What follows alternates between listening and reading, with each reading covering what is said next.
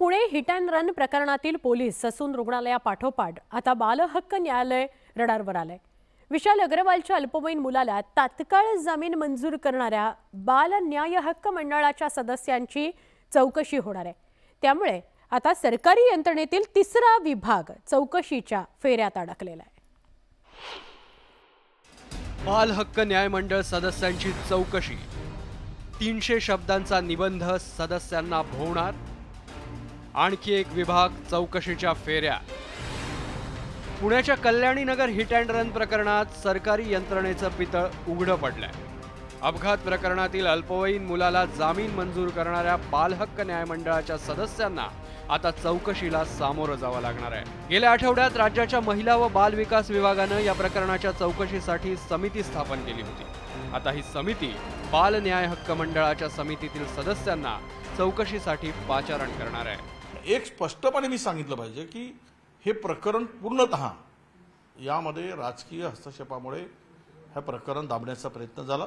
म्हणून या सगळ्या प्रकरणामध्ये जे काही आता झालेलं प्रकरण आहे या प्रकरणाची सीबीआय किंवा न्यायालयीन चौकशी यापैकी कुठलीही एक चौकशी करावी।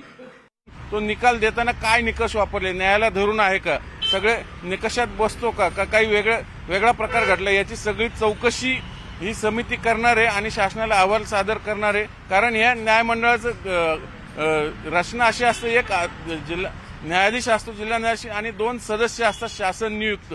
ते सदस्य पण त्या सदस्यांनाही तो निकाल देण्याचा अधिकार असतो म्हणजे न्यायाधीशाचा, आणि ते तो जामीन देऊ शकतात। त्यापैकीच एकाने हा निकाल दिलेला आहे। 19 मे रोजी कल्याणी नगरमधल्या अपघातानंतर अल्पवयीन आरोपीला पोलिसांनी बाल न्याय हक्क मंडळासमोर हजर केलं होतं। त्यावेळी बाल न्याय हक्क मंडळाच्या सदस्यांनी आरोपीला तात्काळ जामीन मंजूर केला। जामीन मंजूर करताना काही अटीही घालण्यात आल्या। त्यामध्ये आरोपीला 300 शब्दांचा निबंध लिहिण्यास सांगण्यात आलं। तसंच वाहतूक पोलिसांना मदत करण्यासही सांगण्यात आलं होतं।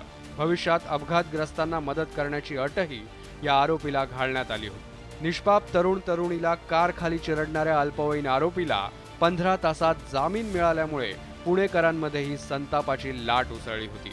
तसंच उपमुख्यमंत्री फडणवीसांनीही आश्चर्य व्यक्त केलं होतं। हे अत्यंत आश्चर्यकारक आहे की ज्युवेनाईल जस्टिस बोर्डने जी काही भूमिका घेतली ही मला असं वाटतं की नागरिकांच्या आणि शासनाच्याही मनामध्ये प्रश्नचिन्ह निर्माण करणारी आहे। पुणे अपघात प्रकरणाची झळ आता बाल न्याय हक्क मंडळाच्या सदस्यांनाही बसणार आहे। पोलीस आणि ससून पाठोपाठ आता बाल न्याय हक्क मंडळाच्या सदस्यांनाही चौकशीला सामोरं जावं लागणार आहे। चंद्रकांत फुंदे, न्यूज 18 लोकमत, पुणे।